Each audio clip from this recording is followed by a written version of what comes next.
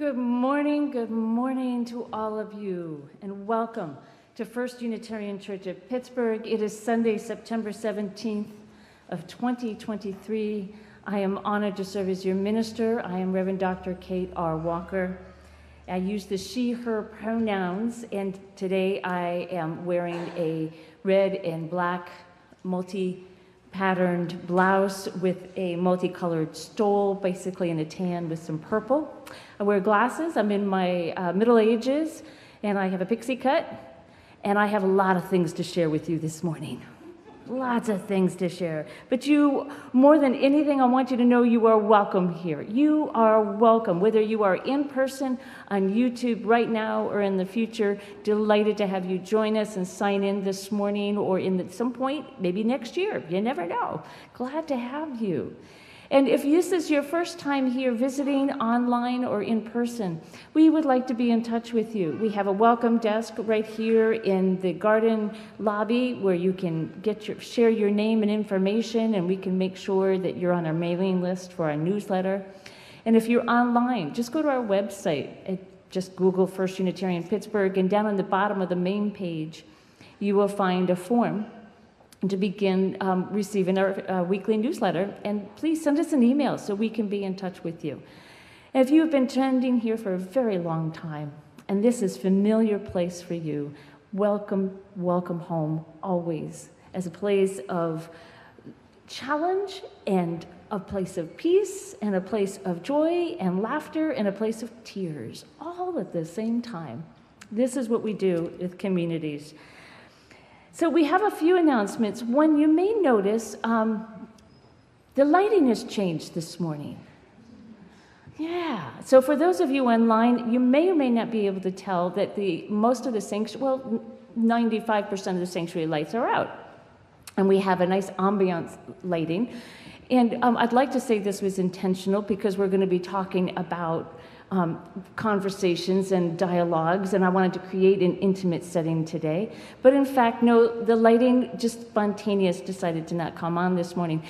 And I just want to do a shout out right now. If you are serving on the buildings committee, would you please raise your hand or stand as you're able so we can applaud you and thank you if you are on the buildings committee? They're experiencing some stresses right now. The lighting being certainly one of them. The Ellsworth doors being yet another one. And it's been an interesting time for them. And yes, the flooding in the FAS room last summer, more like waterfall, actually, than flooding, yeah. So just, and if you love having the satisfaction of getting something fixed, either by your own hand or contacting a contractor, would you please reach out to Martin Schmidt? He would love to have your help. Some of us just like to be involved with buildings, and fixing things. And Martin Schmidt would love some extra support. So, and also for those of you who are pianists, yes, Ellen knows there's something funky going on with the piano. And those of you who are not pianists and you have no clue what I'm talking about, you're fine. Absolutely fine. But so we're an active community, right? We're a very active community. And right after service today is going to be a light lunch and on a particular topic, inviting you into our commitment on working on environmental climate justice. And we have an action that was going on today. We're having a couple guest speakers about how the EPA is regulating the Mon Valley, the coke industry, and air quality. And we're going to find out today, right after service, downstairs in the undercroft, and find out what you can do to give feedback to the EPA about, this is part of our public conversation, as we're going to talk about conversations today. So we'll have a couple wonderful speakers today, and inviting you into actual, what you can do is not just, be sad and upset, but how you can get involved. What else? While you were downstairs, you may notice that our art show is up. This is a members art show, so please take your time to look at the walls. It's extraordinary talent and inspiration. This Friday night, we have the Afro Pop concert. This Friday night, the 22nd at 7:30. I suspect they're going to be renting lights for that event. I don't know if we can get our lights fixed by then. Just so you know why our lights are so funky. They've been funky for several weeks now. It's probable that we were hit by lightning. And it zapped the system, and it completely discombobulated. And frankly, if I was hit by lightning, I would be discombobulated and wouldn't function well. So fair, right? Fair. All right, what else we've got going on? On the week, 2 weeks from now, on the weekend of September 29th and Saturday, September 30th, we have a wonderful opportunity to fulfill another one of our commitments, which is dismantling racism. Right here in our own community and within Pittsburgh. This is a wonderful opportunity for, and all you have to do is stay at home and click Zoom. So very, very easy. It starts Friday night at 6:30 to 8:30, and Saturday it's running 9:30 to 3. This is with a lunch break. I'm pretty sure that lunch break is on your own since you're at home at Zoom, unless you want to gather together in little Zoom room groups. But this is with the wonderful Paula Cole-Jones, who is one of our UUA leaders in dismantling racism and just a powerful workforce in our community and our association. So if you're, and this is for anybody, if you're a visitor, friend, a longtime member, this is open to everybody. And look to the church newsletter or check in at the front desk if you're not currently getting the church newsletter, and we'll make sure you get the information on how to register for that so you can get that Zoom link. So it's going to be fabulous. I think I've run out of announcements. Well, excellent. Shall we gather for service? Rather than sending you out the door right away. Take a deep breath and let us arrive in body and spirit in this beautiful, beautiful sanctuary, our beloved spiritual home. Imagine yourself connected to one another in this space, and the larger body of worshipers, of Unitarian Universalists, and people of all faith. Today, in the past, and in the future, we gather. We turn now to our chalice lighting, the symbol of our faith. As two circles wrapping around a flame of inspiration, a flame of hope. Today we are invited in to contemplate and think about, and I hope recommit to the public space of conversation, of dialogue, of staying engaged with one another. Let this light kindle our heart of hope for one another. I ask you to rise as you are able in body and spirit for hymn 1000 and the Teal hymnal, Morning Has Broken. Morning has come. Morning has come.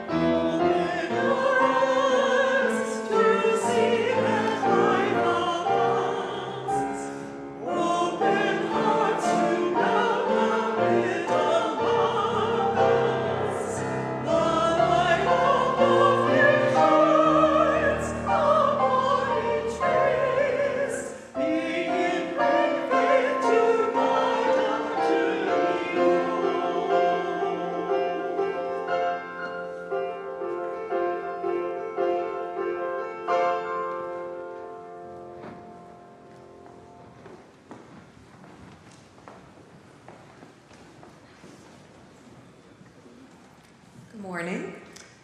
The story for all ages about the singing tree will be presented in October by Erica Shadowsong.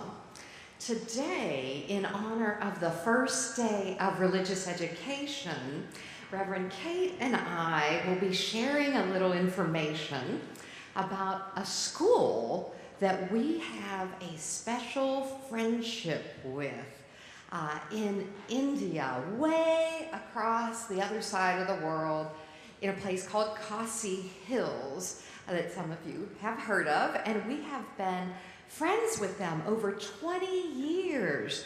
More than, where's our children and youth? Raise your hand. Yeah, you're all younger than that. Right. And probably the adults here, I bet half of you haven't been a member here for over 20 years. This is a really long time. And so we're also going to share that tomorrow is a really, really special day for these children and all the people in the Khasi Hills. It's their biggest holiday celebration of the year called Anniversary Day. So let me ask the children, raise your hand if you get excited about Christmas, Hanukkah, or Kwanzaa. Can I see any hands? Yeah. How about adults? Right. Well, this Anniversary Day is bigger than all of those put together from them. And it recognizes the very first Unitarian church service that was held in the Khasi Hills 100 years ago. And it was held in one person's house with 3 people.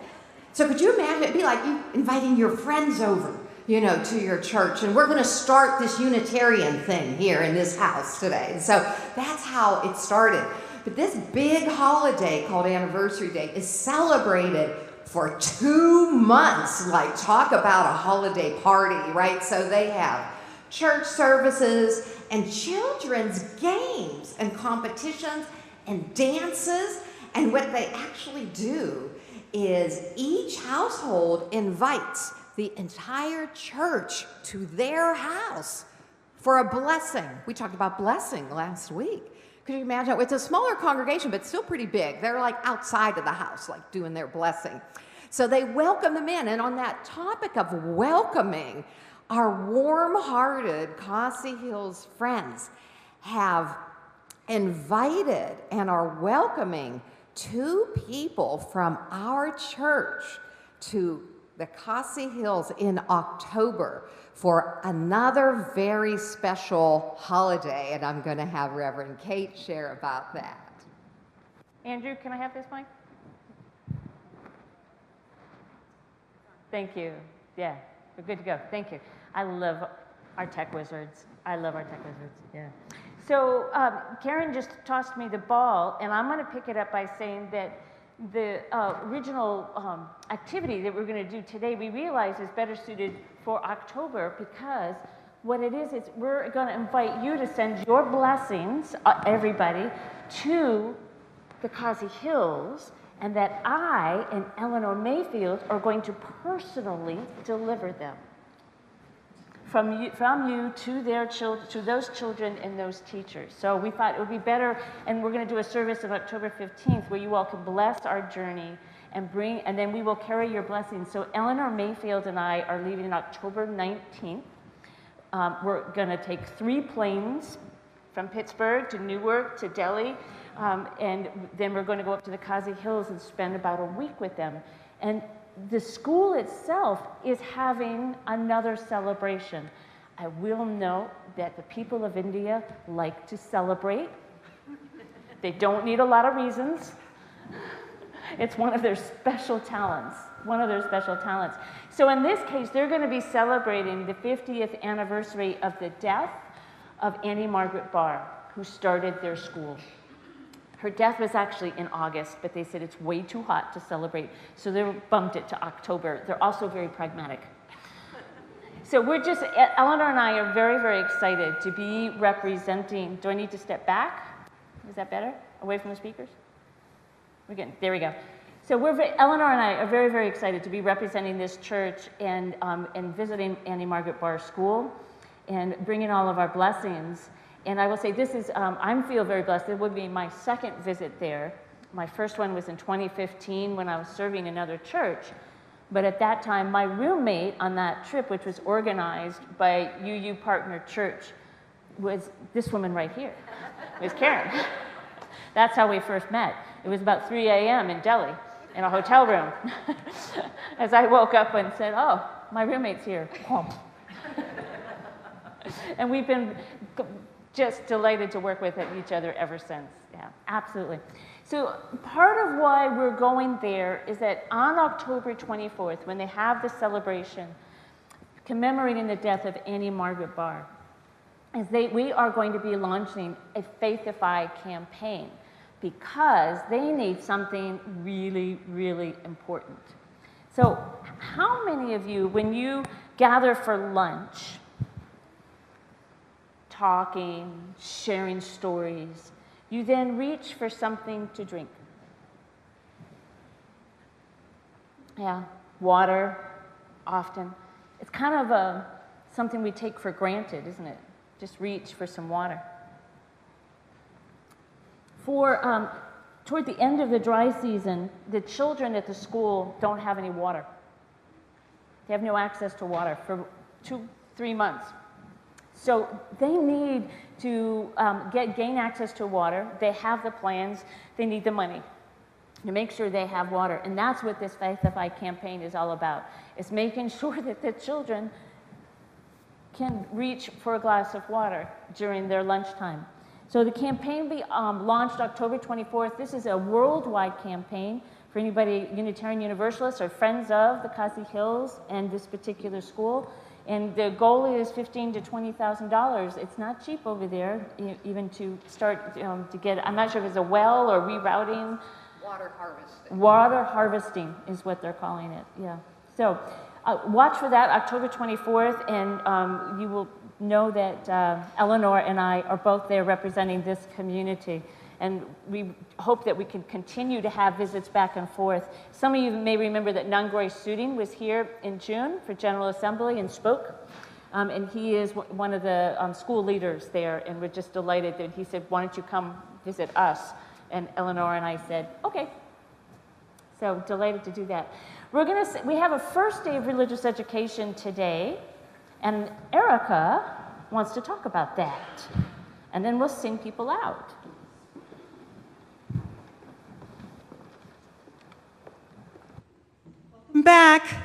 Welcome back to school. All that good stuff. Well, we have fun here. It's not school here. We have fun here. We take care of each other's needs. That's what we do here. We're in community. So today is our first day of classes for children and youth. For those of you who are new, during the service, we sing a song. The congregation sings a song to kind of bless those of us who are leaving to go on to our classrooms.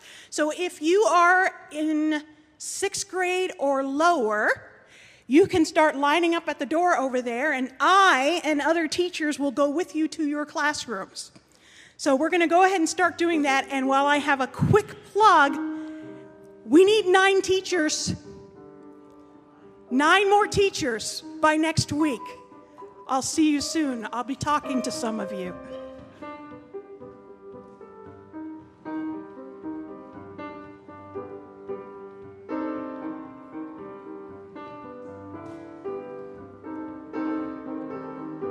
This is 1057, Go Lift It Up.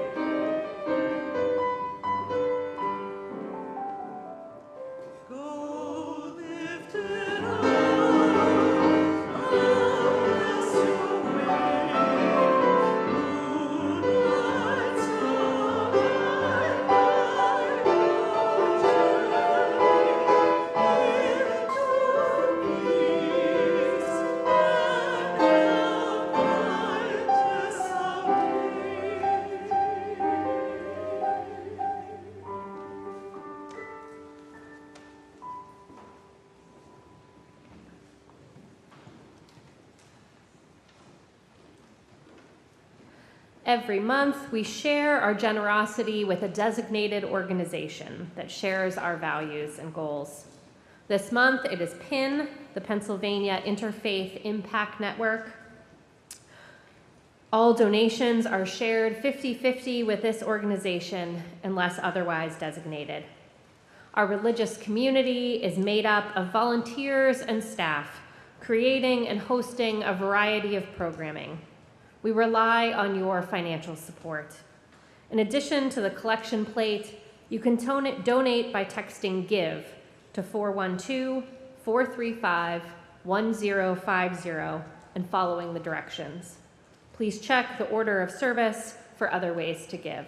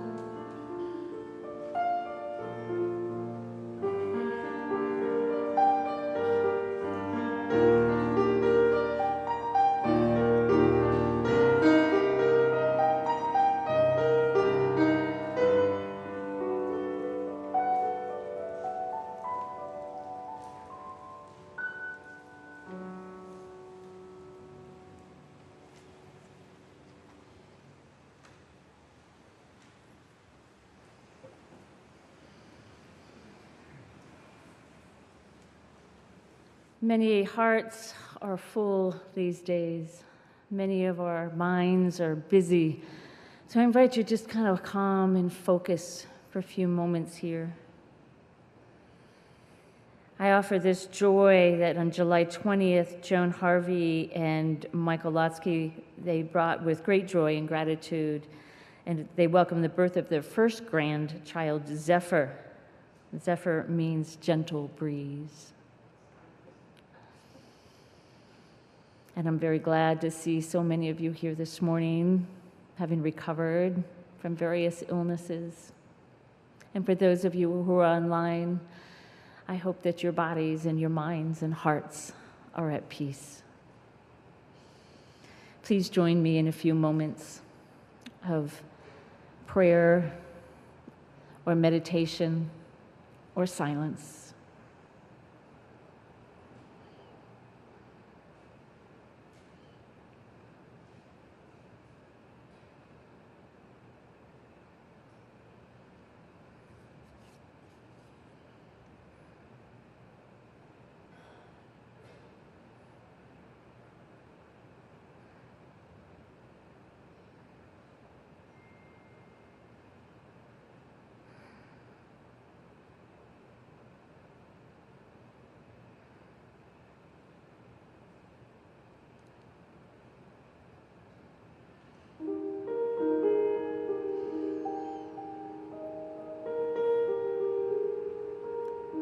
Great Spirit of love and life, hold our tender hearts. Help us heal the broken places. Remind us that we do not journey alone, that there are those beside us, in front and behind. In time unparalleled, we may at times feel too disconnected from one another. Our hearts bending in places we did not know possible. Blessed Spirit of the Holy, the God of many names, who has been with us throughout the ages. Remind us of our love and our capacity to heal ourselves with resilient commitment, with the choices that we make. Remind us to savor gratitude and joy when it comes into our lives. Remind us to look for all that joy. Look for those moments of celebration. As stepping stones on a path of journey, they hold us up. As our arms and our eyes look to the sky for inspiration, let us see the mountaintops, as well as feeling our feet connected to the earth and the roots, so deep and beautiful. We bring our prayers together for all those whose lives feel broken and lost, for the people who find that their homes are gone in flood and fire and earthquake. May they know the world's compassion. May we as a country offer our support and assistance again and again. May our hearts break open with love to one another and for ourselves, for we are a blessing unto each other and this world. Blessed be, and amen.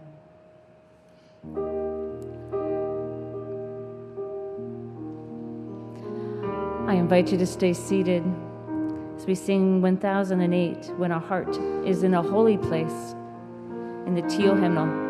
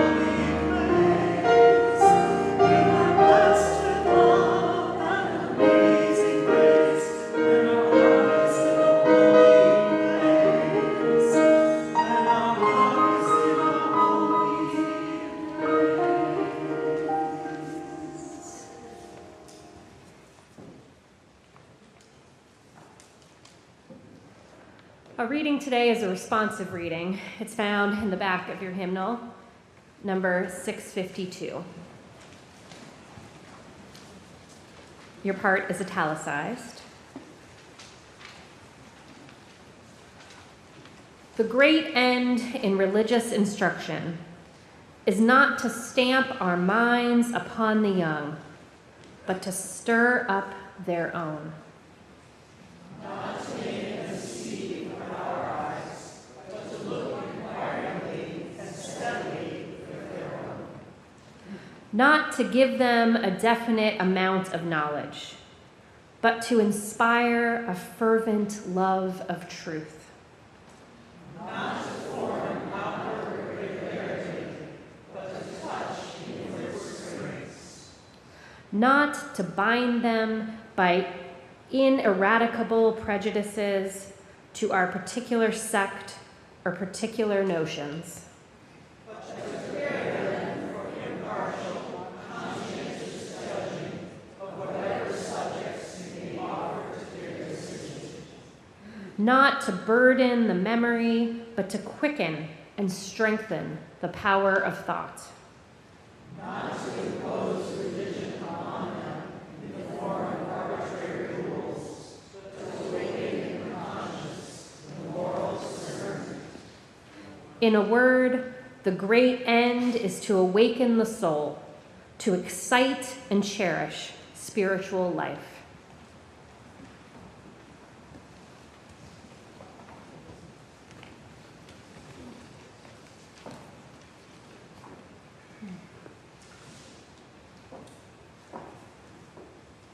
Margaret Fuller was a 19th century educated woman.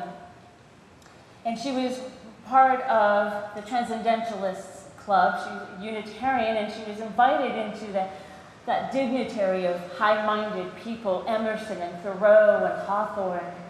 She could hold her own with them. In fact, they often noted she could outwit them as well.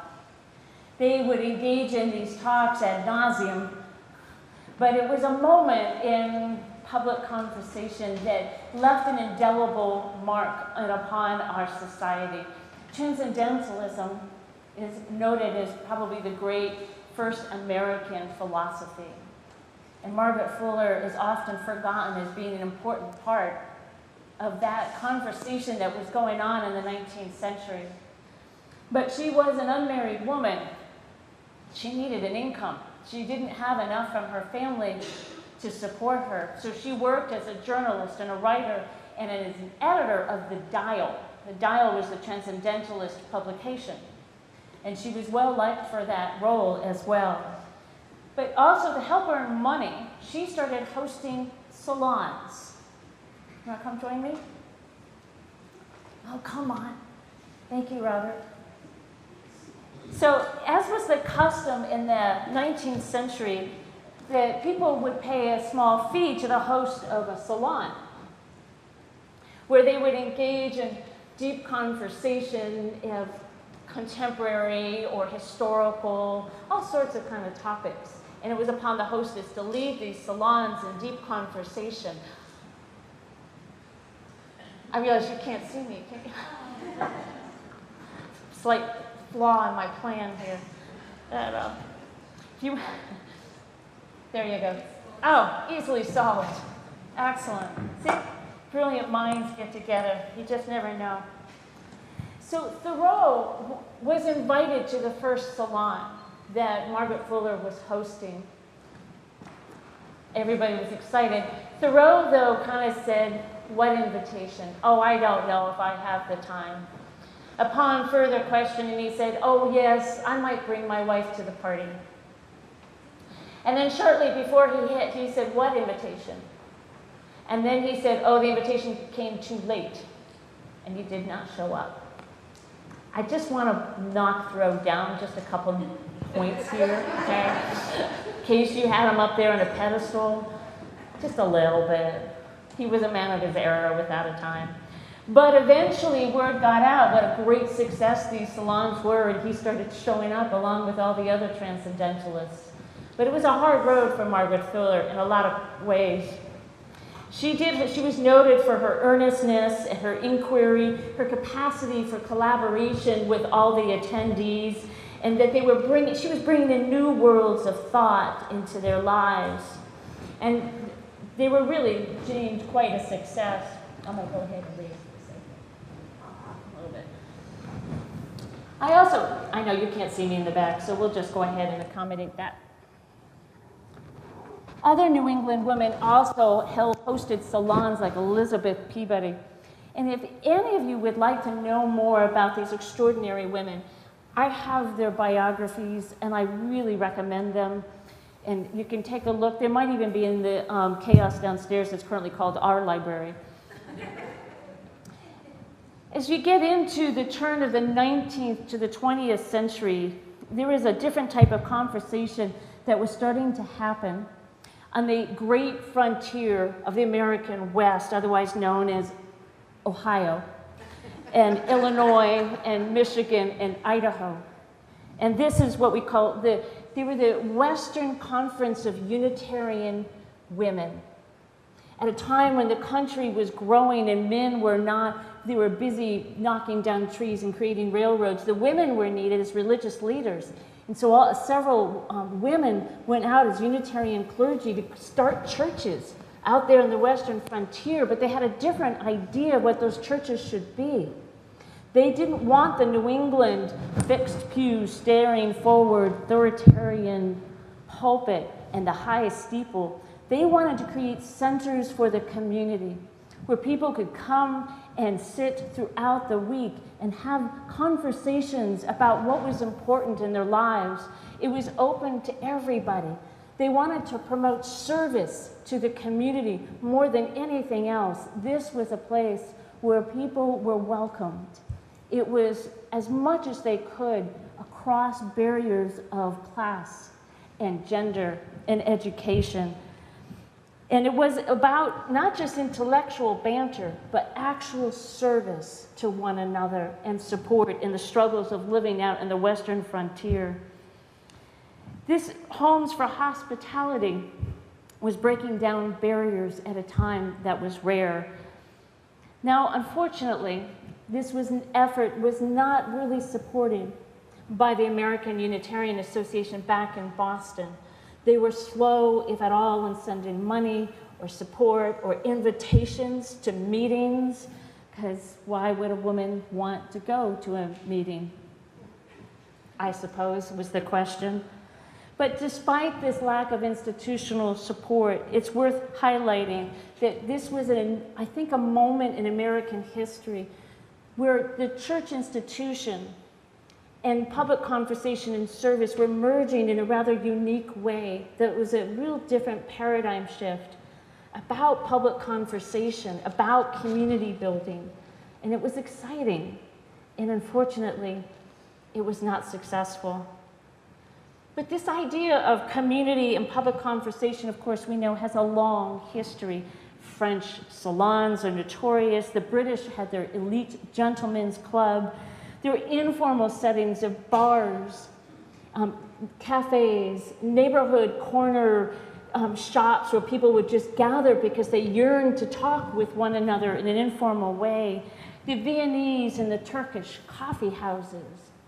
These were public spaces, but where people wanted to gather for commonality, for connection, for, okay, gossip, sure, but also for what do we need to talk about in today's world, both intellectually and on a more pragmatic level. It was a place of what Ray Oldenburg calls, he's wrote the Great Good Places, Ray Oldenburg. He's an American sociologist, and he labeled these third places. Third places. It's the idea that it's not where you work and it's not where you live. It's not the public world, it's not your private, it's in between.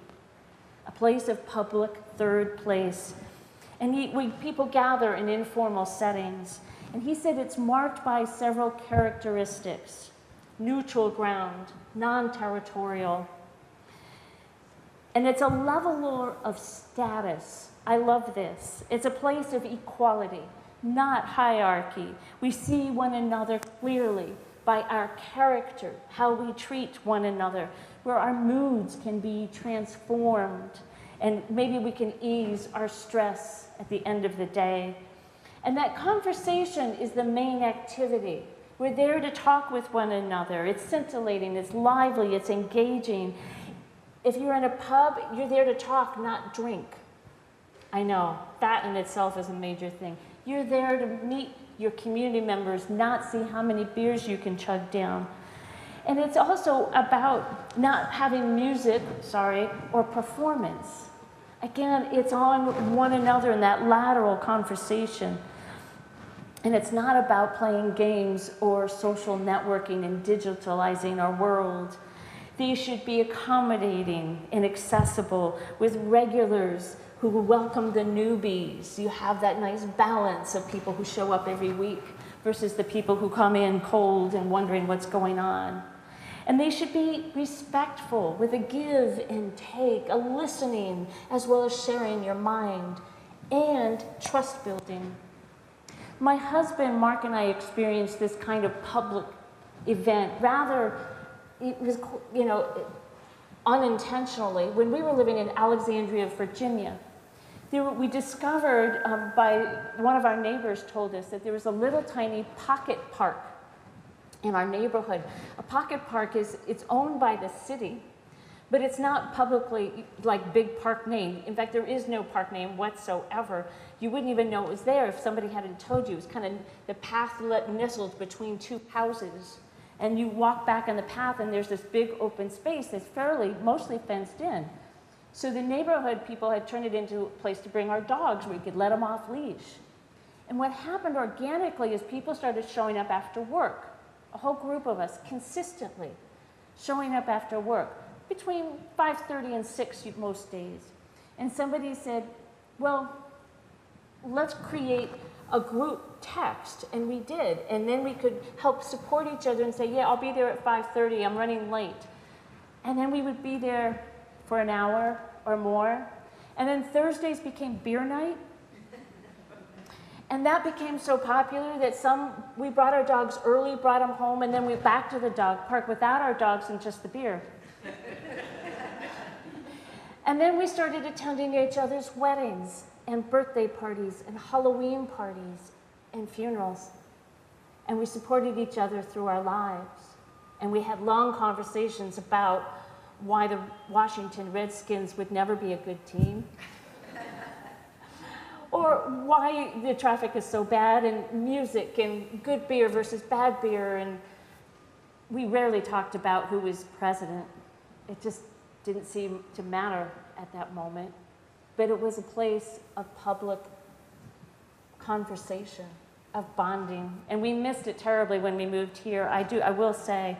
But it was valued as a fun place. It was warm and full of laughter, but we could also bring our tears.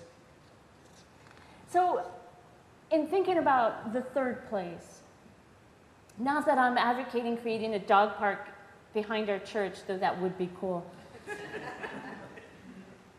How can churches return to that role as offering a public place of conversation, a third place, where churches can, like the Unitarian women on the Western frontier at the turn of the century, and have community members a safe place. And I think it's harder here with the location of our church being in a more urban suburban setting than you have like in a downtown. But there are potentials, there's possibilities, and I'm just putting that out, I know, as a conversation piece. I'm not sure we could call ourselves neutral, but we're probably better than some as a multi-faith church. But the idea is that we learn to have a conversation again. Because I think that's been part of the fear lately. We've kind of forgotten how to have a conversation. We've gotten fearful. The news stories are alive with our congressional leaders who have a public meeting, or school boards that have a public meeting, and suddenly they're disrupted. There's screaming, there's yelling, and there's police, and and suddenly oh my gosh, public meetings, no, not so much anymore. And then we get frightened to talk to each other Even when we go to the public library or we go to get coffee or tea, we're in our phones. Yeah, hot, cold, but we're in our phones and we're not in conversation even with our eye contact anymore. So Paula Morenz Cohen, she authored Talking Cure, an essay on the civilizing power of conversation. I love that, the civilizing power of conversation. She notes that those places of conversation and where we share our stories and our ideas, where we can say, that's a great idea, or someone can go, with some tweaking, you've got potential, or please don't share that with anyone ever again. You never know. But it's where our faith can be deepened, our identity can be sharpened, we can feel deeper about who we are and making meaningful connections, a sense of purpose, and developing, and this is probably most of all, compassion for one another. Developing compassion. There was a 2018 study that showed that participants report that those who have substantial conversations report relatively high levels of satisfaction with their life. It's that simple. It's kind of an extraordinary statement. Substantial conversations and I'll be happier. Here's some important things to note though. How do those conversations happen? Because these days we're recognizing that dissent has become an art form unto itself, right? It's become kind of a source of profit for some on some of our social media. And we're recognizing there are problems with what we call group think or conformity. You don't have to agree with me on that. You guys are getting my humor. I like it. That's important. Yeah. But Cohen argues that true and healthy conversation, true and meaningful dialogue should be a sanctuary, a place of sanctuary that happens in a moment, not necessarily a place, but in a moment, of a sacred moment between human beings. And presumably it happens in a safe third place, in a safe third place. And she says these sacred conversations have certain characteristics. No truth should be discovered. I know we have the pursuit of truth as a principle, but that doesn't mean we have to discover it or insist upon it or demand it. No proposition to be proved.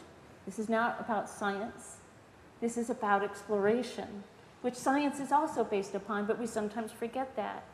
No conclusion is established, which then closes the conversation. It's not casual. That lacks depth. Something deeper. It invites an open-mindedness, an open-endedness. It doesn't dissolve in debate or argument. It's not ego-affirming or power struggles. And it's not performative, which we have a lot of these days, power struggles and performance. As we've heard in some of our congressional leaders, when they're out in public, they're about performance, but they change their tune when they're with one another. I don't think that's helpful for democracy at all. So I have to note the elephant in this room, social media. Hi, YouTube. Social media and media of all sort is so useful, and what a tool, and yet there's been a lot of problems with it. As we note, you could go ad nauseum about all the problems. Facebook presents itself from the beginning as a public conversation, right? They're trying to present it as a third place, that they're neutral. Twitter, now known as X, Instagram, all promoting themselves as public spaces for conversation.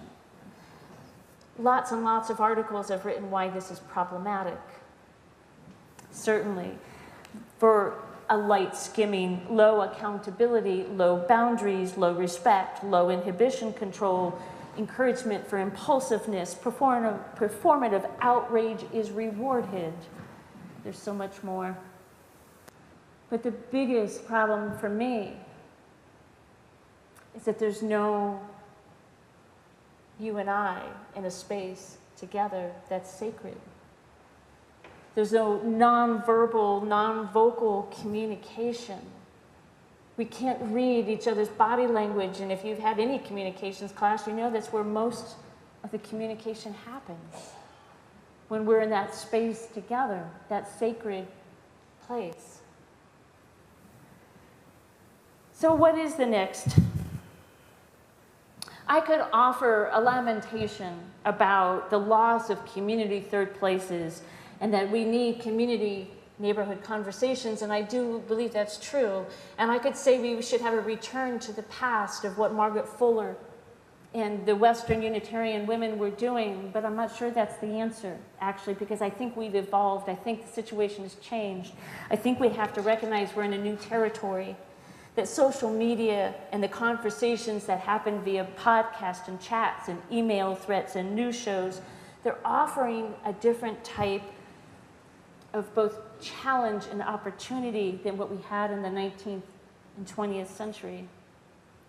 As much as I admire Margaret Fuller, her salons, her conversations were as elitist as the Transcendentalist clubs. They were for the educated women, really, white women. And the Western Unitarian clergy women were appealing to all people and breaking down barriers. But of course, they led to a lot of challenges. So I think we have to recognize in today's world, our biggest problem is volume, sheer volume. The quantity of opportunities and messaging, I think, is overwhelming our systems. And then we don't want to interact at all.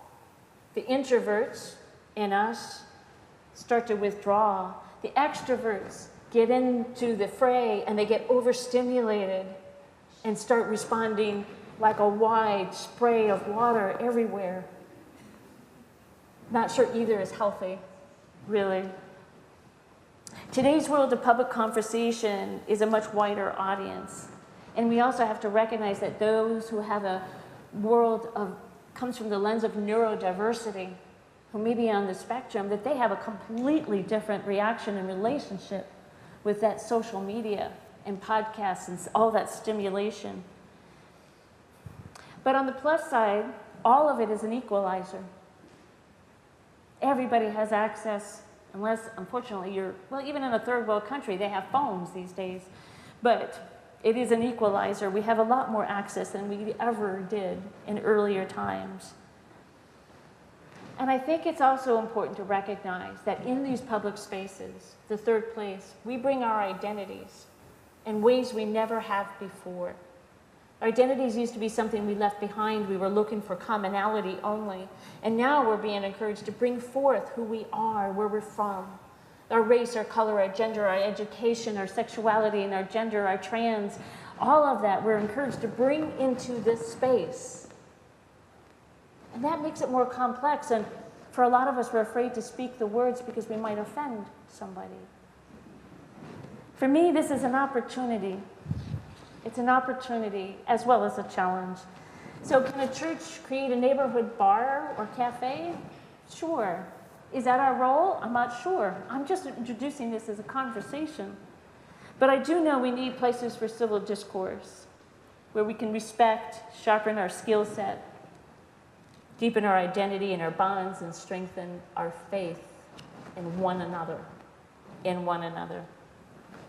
I found my faith slightly deepened on a Pittsburgh bus Friday night.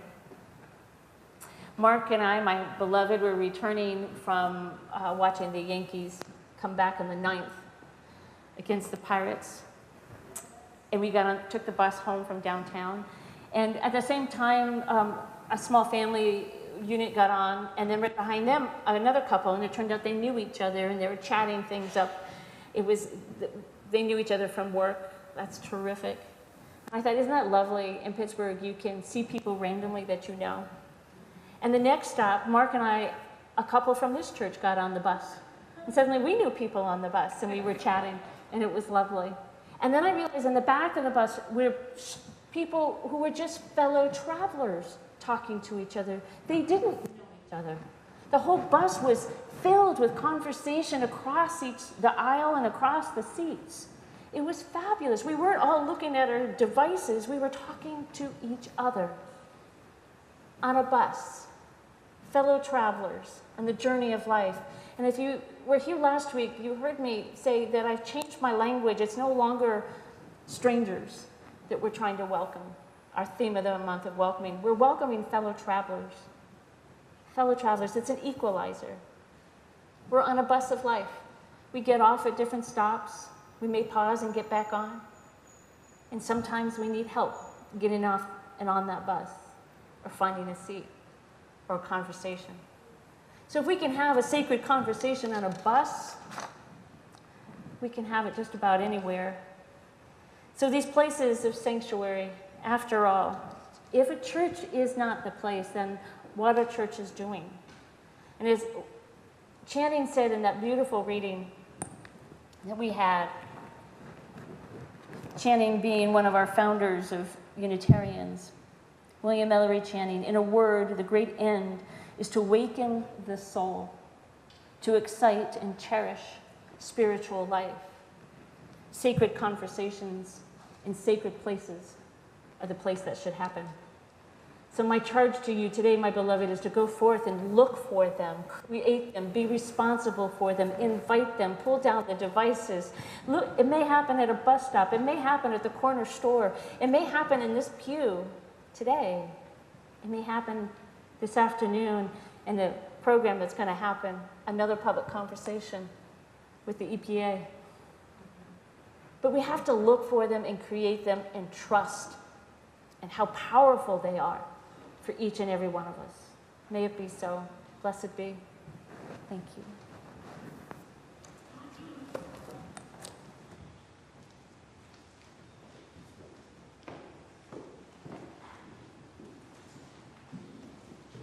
I invite you to stand as you're able. 10:17, building a new way.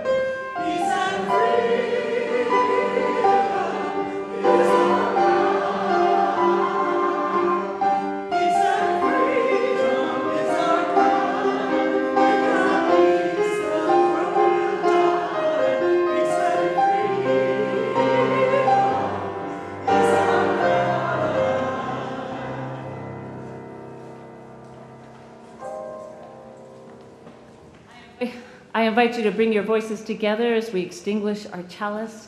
The words are found in your hearts as well as in our order of service. And I remind you, these words are said at Unitarian Universalist churches all across the country. We extinguish this flame, but not the light of truth, the warmth of community, or the fire of commitment. These we carry in our hearts until we are together again. Go forth, my beloved, go forth into this world. Start some conversations. Know that they are sacred. Create sacred places wherever you are.